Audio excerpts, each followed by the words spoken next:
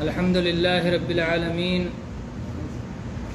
وبہ استعین واشہد ان لا الہ الا اللہ وحدہ لا شریک لہ واشہد ان محمدا عبدہ ورسولہ اما بعد۔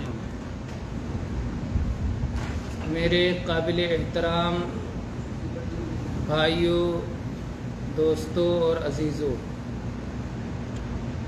یقیناً یہ بات بار بار یاد دلانے کی ہے کہ یہ اللہ تعالیٰ کی توفیق اور اس کا فضل و کرم ہے ہم سب پر کہ اللہ تعالیٰ نے ہم سب کو ایک ایسی مجلس میں بیٹھنے کا موقع دیا ہے جس میں اللہ کا ذکر ہوتا ہے، رسول اللہ صلی اللہ علیہ وسلم کی احادیث پڑھائی جاتی ہیں اور آپ صلی اللہ علیہ وسلم پر درود بھیجا جاتا ہے، اور اسی طرح سے اللہ کے دین اور شریعت کی تعلیم حاصل کی جاتی ہے، اور جو چیزیں اس دین اور شریعت سے ٹکراتی ہیں ان کی تردید کی جاتی ہے، اندھیروں کو اجالے سے بدلا جاتا ہے، روشنی بکھیرنے کا کام کیا جاتا ہے، اندھیروں کو مٹانے کا کام کیا جاتا ہے۔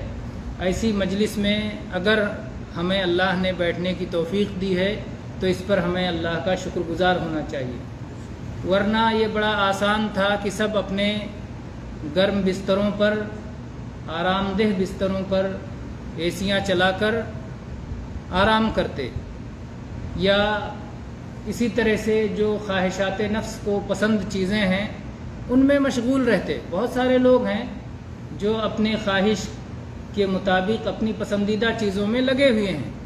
ایسا نہیں ہے کہ سارے لوگ سو ہی گئے ہیں، بہت سارے لوگ جاگ رہے ہیں اور کیسی لہو لعب میں، کھیل کود میں، فضولیات میں، جس سے خود ان کا اپنا نقصان ہے، دنیا کا بھی نقصان ہے، آخرت کا بھی نقصان ہے، اس میں لگے ہوئے ہیں۔ لیکن اگر اللہ تعالیٰ نے ہم سب کو توفیق دی ہے کہ ہم کوئی ایسا کام کریں جس سے انشاءاللہ دنیا میں بھی فائدہ ہوگا، خیر ہوگا، کیونکہ جب ہم خیر جانتے ہیں تو دنیا میں بھی خیر آتا ہے۔ ربنا آتنا فی الدنیا حسنہ وفی الآخرۃ حسنہ۔ ہمارا دین ہمیں یہ نہیں سکھاتا کہ دنیا سے کنارہ کش ہو کر دنیا کا نقصان اٹھائیں، بلکہ دنیا میں بھی بھلائی چاہیے اور آخرت کی بھی بھلائی چاہیے۔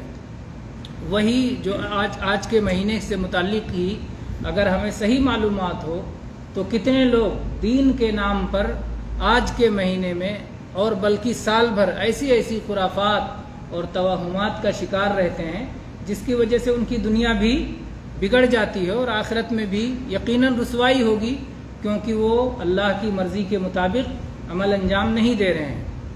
مثال کے طور پر سفر کا یہ مہینہ ہے، اس سے پہلے اس پر بات ہو چکی ہے لیکن یاد دہانی کے لیے بار بار دہراتے رہنا چاہیے، اس سے باتیں یاد رہتی ہیں۔ عربی کا دوسرا مہینہ ہے سفر، پہلا مہینہ ہے محرم اور دوسرا مہینہ ہے سفر، اور سفر اور صفر دونوں کا ایک ہی معنی ہے۔ صفر کہتے ہیں کیا؟ زیرو، ہندی میں کہتے ہیں شنیہ، خالی، جو کچھ نہ ہو۔ تو سفر کا سفر نام کیوں پڑا؟ کچھ لوگ یہ سمجھتے ہیں یا یہ دعویٰ کرتے ہیں کہ سفر کا سفر نام اس لیے ہے کہ یہ ہر طرح کے خیر سے خالی ہے، یہ منحوس مہینہ ہے۔ کچھ لوگ ایسا دعویٰ کرتے ہیں جبکہ یہ دعویٰ درست نہیں ہے۔ سارے دن کس کے پیدا کیے ہوئے ہیں؟ اللہ کے پیدا کیے ہوئے۔ سارے مہینے کس کے بنائے ہوئے ہیں؟ اللہ کے بنائے ہوئے ہیں۔ ہمارے اپنے اعمال کی بدنصیبیوں کی وجہ سے کوئی دن ہمارے لیے منحوس ثابت ہو سکتا ہے، کوئی مہینہ ہمارے لیے منحوس ثابت ہو سکتا ہے، کیونکہ ہم نے کچھ ایسے غلط کام کیے جس کی سزا ہمیں اس دن مل رہی ہے، تو اس لیے وہ دن ہمارے لیے منحوس ہے، کیونکہ ہم اس دن سزا پا رہے ہیں، اس دن ہم مصیبت کا شکار ہیں۔ لیکن دن کوئی اپنے آپ میں منحوس نہیں ہوتا۔ اچھا، کوئی بھی دن منحوس ہے یا مبارک ہے، اس کا فیصلہ ہم اور آپ خود اپنے طور پر نہیں کر سکتے، کیونکہ یہ دین کا مسئلہ ہے، شریعت کا مسئلہ ہے۔ اللہ تعالیٰ نے ہمیں یہ تعلیم دی ہے، یا ایھا الذین آمنوا لا تقدموا بین یدی اللہ ورسولہ، اے ایمان والو اللہ اور اس کے رسول سے آگے نہ بڑھو۔ ٹھیک ہے، پھر جب سفر کا معنی ہوتا ہے زیرو، خالی، تو یہ نام کیسے پڑا؟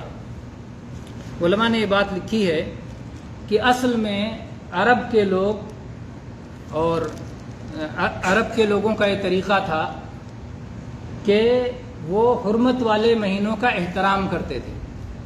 آپ جانتے ہیں کہ اللہ تعالیٰ نے جب سے زمین و آسمان بنایا ہے تب سے سال کے 12 مہینے بنائے ہیں، اور ان 12 مہینوں میں 4 مہینوں کو اللہ تعالیٰ نے حرمت والا بنایا ہے، ذوالقعدہ، ذوالحجہ، محرم اور رجب۔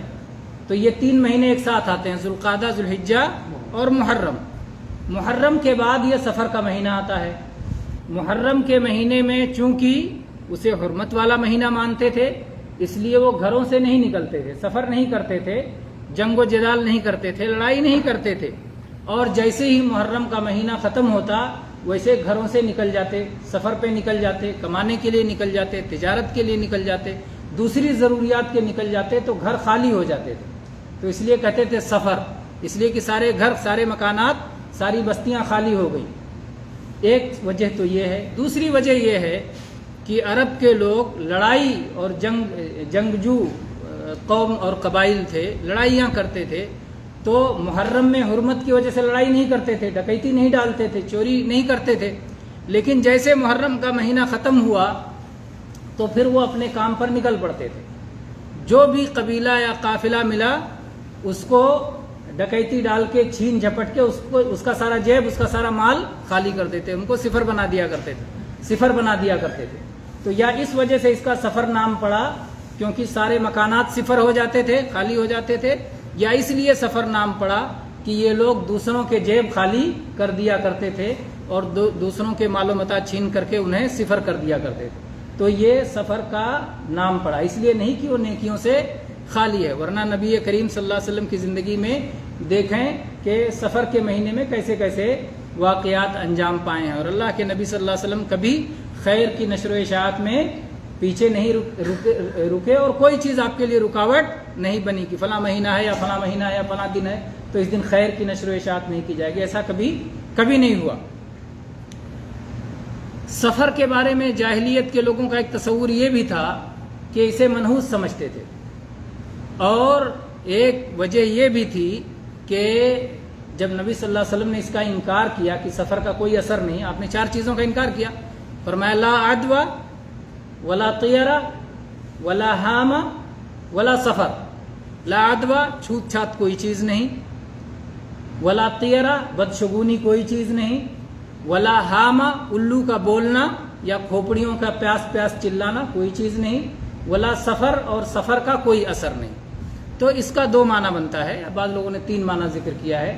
ایک تو یہ کہ سفر کا مہینہ منحوس نہیں ہے، دوسرے یہ کہ عرب کے لوگوں کے یہاں جو نسی کا معاملہ چلتا تھا، قرآن پاک میں اللہ نے جس کا ذکر کیا ہے انما النسیء زیادۃ فی الکفر، کہ نسی کی وجہ سے ان کا کفر اور بڑھ جاتا ہے۔ وہ نسی کیا ہوتا تھا؟ نسی کے معنی ہوتا ہے مؤخر کر دینا، لیٹ کر دینا۔ تو وہ حرمت والے مہینوں میں اپنے حساب سے رد و بدل کرتے تھے، جیسے کہتے تھے حج کرنے آتے تھے اور اس کے بعد حج میں ہی اعلان کرتے تھے قبیلوں کے سردار کہ اس سال محرم کا مہینہ سفر رہے گا، محرم کو ہم نے لیٹ کر دیا، مطلب حج کے بعد والا جو مہینہ آئے گا وہ محرم ہوتا ہے، تو اس کو محرم نہیں مانیں گے حرمت والا، بلکہ سفر مانیں گے، اور اس میں ہم جنگ و جدال و لڑائی کریں گے، اور اگلا مہینہ محرم رہے گا اس میں لڑائی نہیں کریں گے۔ تو یہ منمانی جو کرتے تھے، تو اللہ کے نبی نے کہا یہ اب نہیں چلے گا کہ آپ اپنے حساب سے جب چاہو مہینہ آگے کر لو، جب چاہو مہینہ پیچھے کر لو۔ تو محرم کو سفر بناتے تھے، سفر کو محرم بنا دیتے تھے۔ اچھا، حج کا مہینہ ختم ہو جاتا ہے ذوالحجہ میں، اور جاہلیت کے لوگوں کا عقیدہ یہ تھا کہ حج کے مہینوں میں عمرہ کرنا بہت بڑا گناہ ہے، اور عمرہ کرنے ہی سے ان کے بہت سارے مفادات وابستہ تھے، تجارت شروع ہو جاتی تھی، حاجی نکل گئے حج کر کے، اب اس کے بعد جب عمرہ والے آئیں گے تب لوگ آئیں گے، پبلک آئے گی تو تجارت ہوگی، تو فائدے ہوں گے اس کے۔ تو اس لیے کبھی کبھی جب ان کو ضرورت محسوس ہوتی تھی کہ اگر یہ حرمت والا مہینہ 1 مہینہ اور چلا اور لوگ نہیں آئیں گے عمرہ کرنے تو ہمارے نقصانات ہوں گے، تو پہلے سفر کر لیتے تھے کہ سفر کا مہینہ رہے گا تو لوگ آئیں گے، تو اس طرح سے بھی وہ آگے پیچھے کر لیتے۔ کبھی کبھی دونوں مہینہ کہتے تھے اس بار محرم سفر دونوں محرم رہے گا، اور اگلے سال محرم سفر دونوں سفر رہے گا، اپنی مرضی کرتے تھے۔ جن لوگوں کو اللہ کے حکم کی پابندی نہ کرنی ہو تو وہ اسی طرح کی حرکتیں کرتے ہیں، تو اللہ کے نبی صلی اللہ علیہ وسلم نے منع کر دیا کہ نہیں، یہ اب نہیں چلنے والا ہے۔ بعض دفعہ ایسے کرتے تھے کہ حج کے مہینے چینج کر لیتے تھے کہ اس سال ذوالحجہ میں حج نہیں ہوگا، جیسے ذوالقعدہ ذوالحجہ 2 مہینے میں حج ہوتا ہے، تو کہتے تھے اس سال ذوالقعدہ ذوالحجہ میں حج ہونے کے بجائے محرم سفر میں حج رہے گا، اگلے سال اس کے بعد والے سال میں ربیع الاول اور ربیع الثانی میں حج رہے گا، اس کے بعد والے میں جمادی الاولیٰ جمادی الثانیہ میں حج رہے گا۔ تو اس طرح سے کرتے کرتے جو ہے نبی کریم صلی اللہ علیہ وسلم کی جو حدیث جس میں آپ نے فرمایا حجۃ الوداع کے موقع پر آپ نے کہا ان الزمان قد استدار کہیئتہ یوم خلق اللہ السماوات والارض، کہ آج گھوم پھر کے زمانہ اس اپنی حالت پہ آ گیا ہے جس حالت پہ اللہ نے زمین و آسمان کو پہلی بار پیدا کیا تھا۔ مطلب یہ جو بدلتے رہتے تھے یہ سارا سسٹم پورا ہو گیا، پھر حج آ گیا ذوالحجہ اور ذوالقعدہ اور ذوالحجہ میں حج آ گیا، ورنہ یہ لوگ جیسے پلٹتے رہتے تھے تو کسی سے کسی مہینے میں جاتا تھا، وہ اب ختم ہو گیا، تو وہ چکر کاٹ کر کے پہنچ گیا اپنے اصل وقت پر، اصل وقت پر۔ تو یہ تفسیر بھی بعض علماء نے کی ہے۔ تو بہرحال کہنا یہ ہے کہ سفر کا اللہ کے نبی صلی اللہ علیہ وسلم نے انکار کر دیا کہ سفر کا کوئی اثر نہیں، ولا سفر، اور سفر کا کوئی اثر نہیں۔ جب کسی چیز کو لا کہہ کر کے عربی میں کہا جاتا ہے یہ نہیں یہ نہیں یہ نہیں، تو بعض لوگ سمجھتے ہیں یہ موجود نہیں ہے، یہ چیز ہے ہی نہیں، جسے لا الہ، کوئی الہ موجود نہیں ہے سمجھتے ہیں، حالانکہ کیا بات ہے، کسی الہ کا الہ ہونے کا مستحق نہیں ہے نا، اس کا الوہیت میں کوئی اثر نہیں ہے کہ وہ الہ بن سکے اور کسی کی عبادت کا حقدار بن سکے۔ تو ویسے یہاں ہے لا عدوہ، چھوت چھات کا کوئی اثر نہیں ہے، چھوت چھات کا کوئی اثر نہیں ہے، یعنی ایک شخص بیمار ہے، دوسرا آدمی اس بیمار سے ملنے گیا تو صرف ملنے کی بنا پر بیمار ہو جائے گا، ایسا صحیح نہیں ہے۔ بیماری اللہ کی تقدیر سے، اللہ کے فیصلے سے آتی ہے۔ اللہ کا فیصلہ ہے تو آپ بیمار ہو جائیں گے، اللہ کا فیصلہ نہیں ہے تو آپ کتنے بیماروں سے ملو بیمار نہیں ہوں گے۔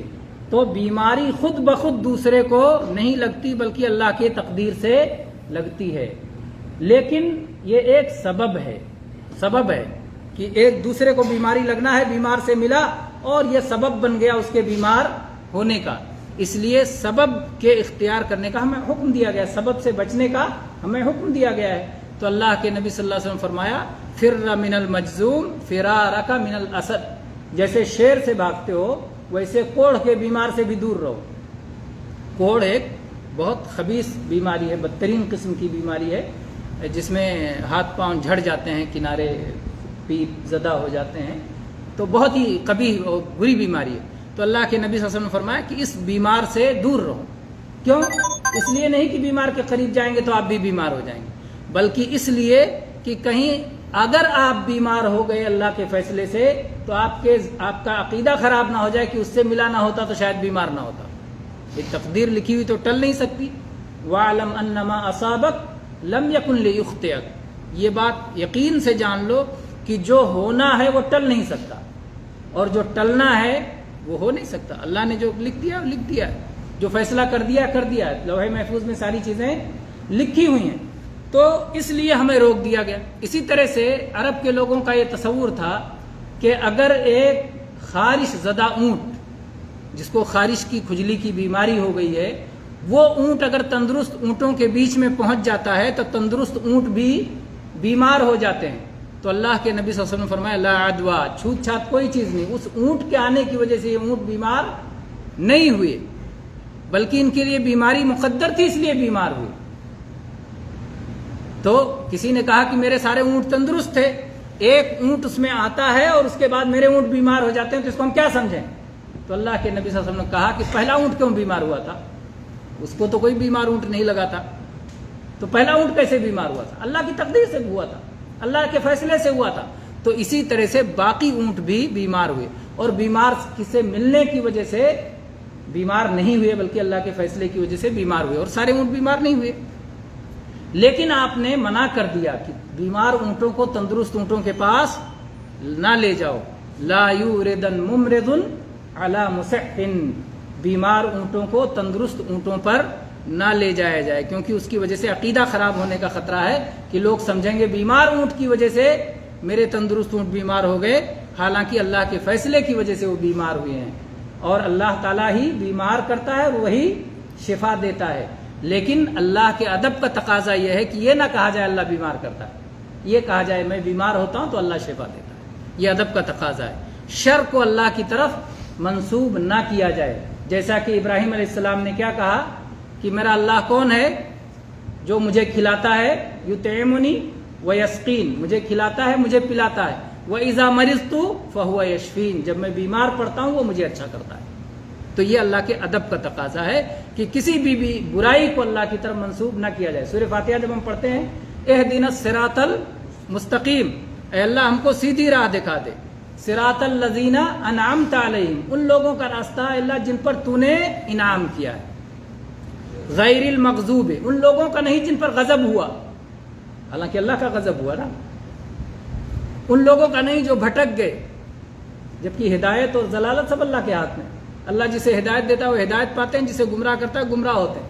لیکن اللہ کے ادب کا تقاضا یہ ہے کہ بری چیزوں کو اللہ کی طرف منسوب نہ کیا جائے، اللہ کی طرف خیر کو منسوب کیا جائے، جیسا کہ نبی صلی اللہ علیہ وسلم کہتے تھے الخیر کلہ بیدیک والشر لیس الیک، اے اللہ خیر سارا کا سارا تیرے ہاتھوں میں ہے اور کسی شر کو تیری طرف منسوب نہیں کیا جائے گا۔ تو یہ اللہ کے ادب کا تقاضا ہے، اہل ایمان جس کا خیال کرتے ہیں۔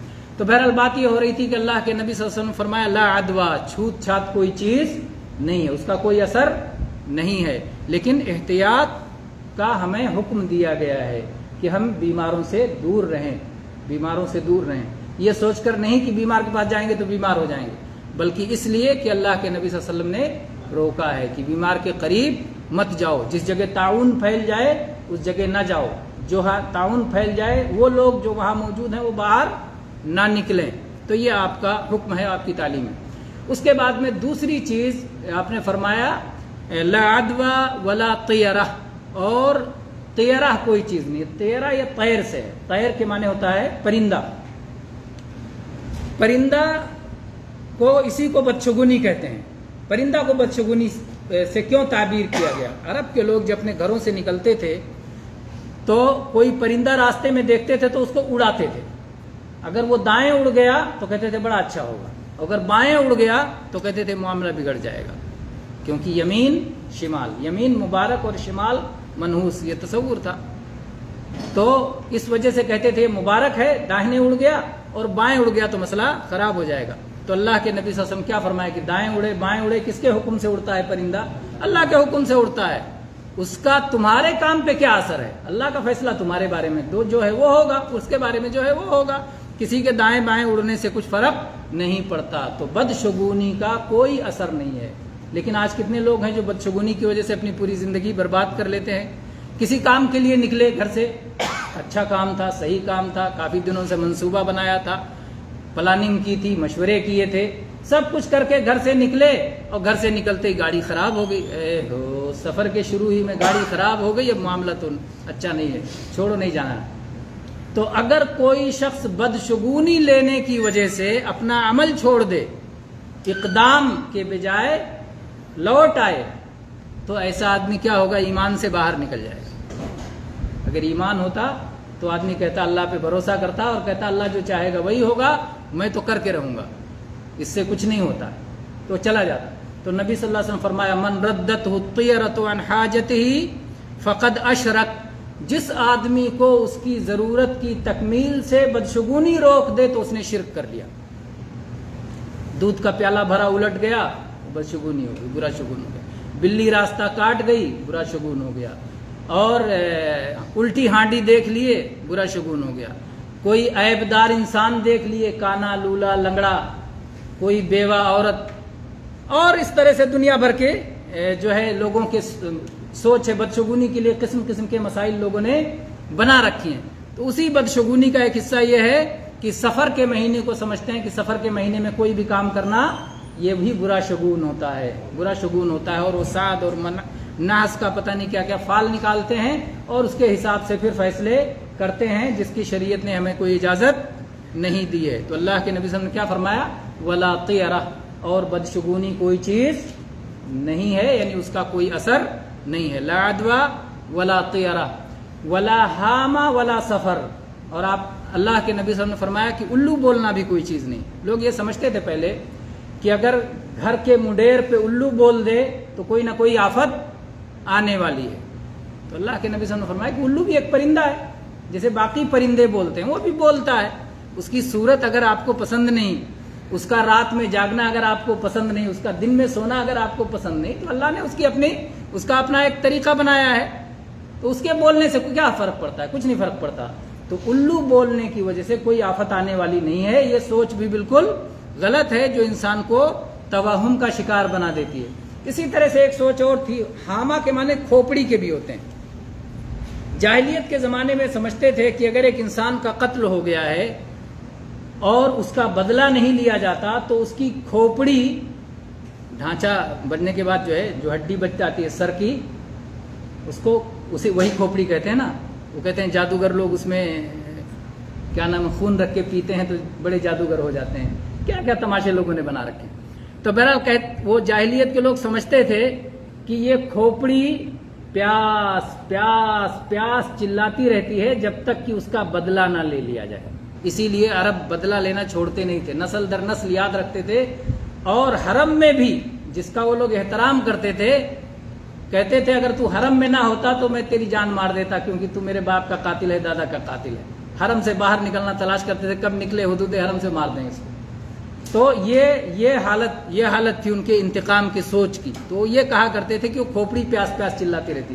تو اللہ کے نبی صلی اللہ علیہ وسلم نے فرمایا کہ یہ کوئی چیز نہیں ہے، نہ الو کا بولنا کوئی چیز ہے اور نہ کھوپڑی کا پیاس پیاس چلانا کوئی چیز ہے. یہ سب تمہارے بنائے ہوئے مسائل ہیں، اپنے گھر کے بنائے ہوئے مسائل ہیں. اسی طرح سے آپ نے فرمایا ولا سفر، اور سفر کے مہینے کا کوئی اثر نہیں ہے. میں نے کہا نا اس کا کئی معنی بنتا ہے. ایک تو سفر کا مہینہ منحوس نہیں جیسا کہ سمجھتے ہیں، یا سفر کے مہینے کو محرم کے مہینے کو سفر نہیں کر سکتے، یا محرم اور سفر دونوں کو ملا کے صرف محرم کر دو یا صرف سفر کر دو، یہ بھی نہیں کر سکتے. تو جو کچھ جاہلیت کے لوگ سفر کے مہینے کے بارے میں کرتے تھے سب کا آپ نے رد کر دیا اور کہا سفر ایک مہینہ ہے. اچھا کبھی کبھی کیا ہوتا ہے، ریئیکشن میں کچھ لوگ ایک بدعت کے ریئیکشن میں دوسری بدعت کرنے لگتے ہیں. وہ لوگ کیا سمجھتے تھے کہ سفر کا مہینہ منحوس ہے، تو کچھ لوگوں نے کیا سفر کے مہینے کو مبارک کہنا شروع کر دیا. سفر کا مہینہ کہیں گے سفر المظفر. بہت سارے کیلنڈر میں آپ دیکھیں گے تو لکھا رہے گا سفر المظفر. مظفر مطلب کامیاب، ظفر کے معنی کامیابی، مظفر یعنی کامیاب. یا سفر الخیر، نیکی والا سفر، یہ بھی بدعت ہے. نہ سفر مشؤوم یا منحوس، نہ منحوس ہے اور نہ ہی مظفر ہے. ہمارا عمل جیسا ہوگا اسی حساب سے ہمارے لیے ہوگا. اگر ہم سفر کے مہینوں میں اللہ کے حکم کی تعمیل کر رہے ہیں، اللہ کی روکی ہوئی چیزوں سے رک رہے ہیں، اللہ کے دین پہ چل رہے ہیں تو مبارک ہے ہمارے لیے. اور اگر ہم اللہ کے حکم کی نافرمانی کر رہے ہیں، اللہ کی روکی ہوئی چیزوں سے بچنے کے بجائے منہیات کا ارتکاب کر رہے ہیں، تو پھر یہ ہمارے لیے منحوس ہے، کیونکہ اس کی سزا ہمارے لیے بدترین سزا آنے والی ہے. تو اس لیے کوئی مہینہ کوئی دن اپنے آپ میں نہ مبارک ہے نہ منحوس ہے. حتیٰ کہ وہ دن جو مبارک ہوتے ہیں اللہ نے ان کو میں برکت رکھی ہے. اگر کوئی شخص ان برکتوں کا حاصل کرنے والا نہ ہو بلکہ اس کے الٹا عمل کر رہا ہو تو اس کی برکتوں سے تو محروم ہی ہے نا وہ شخص. جمعہ مبارک دن ہے، اب آدمی جمعہ کے دن نہ تلاوت کر رہا ہے، نہ اللہ کا ذکر کر رہا ہے، نہ مسجد میں اول وقت پہ پہنچ رہا ہے، نہ خطبہ اطمینان سے سن رہا ہے، نہ صلاۃ کی ادائیگی کر رہا ہے، نہ اور دوسرے، نہ اس میں جو وقت ہے دیا گیا ہے دعا کی قبولیت کا وہ اس کی تلاش رہتی ہے، نہ دعا کرتا، کچھ نہیں کرتا. تو اس کی برکتوں سے جب کوئی فائدہ نہیں اٹھاتا تو وہ لاکھ کہتا رہے جمعہ مبارک ہو، کیا حاصل ہے؟ مبارک تو تب ہوگا جب ان برکتوں کو حاصل کرنے کے لیے تجوری کا منہ کھلا ہے. آپ خوش رہیں تجوری کا منہ کھلا ہے لیکن آپ کچھ نکالتے نہیں ہیں، اور وقت بند ہے، بند ہو جائے گا اتنی دیر بعد، آپ اس کے بعد جاتے ہیں کہتے ہیں بہت بہت مزہ ہے، بہت مزے، تجوری کا منہ کھلا ہے، بہت مزے ہیں، آپ چلا رہے ہیں اور اس کے بعد تجوری کا منہ بند ہو جاتا ہے، تب حسرت کرتے ہیں. تو کیا فائدہ ہے اس کا؟ کیا حاصل ہے؟ تو اسی طرح کے مسائل ہیں کہ بہت ساری چیزیں جو ایک موٹی عقل سے انسان سمجھ سکتا ہے اس کو بھی لوگ صحیح طور پر نہیں سمجھتے ہیں. اللہ تعالی ہمیں صحیح سمجھ کی توفیق عطا فرمائے، ہر طرح کے خیر کو سیکھنے اور اس کو اپنی زندگیوں میں اپنانے کی توفیق دے، اس سے استفادہ کی توفیق عطا فرمائے، اور ہر طرح کے شر سے، آفت سے، بلا سے اللہ تعالی ہم سب کی حفاظت فرمائے. آمین. وآخر دعوانا ان الحمد للہ رب العالمین وصلی اللہ علی نبینا وسلم.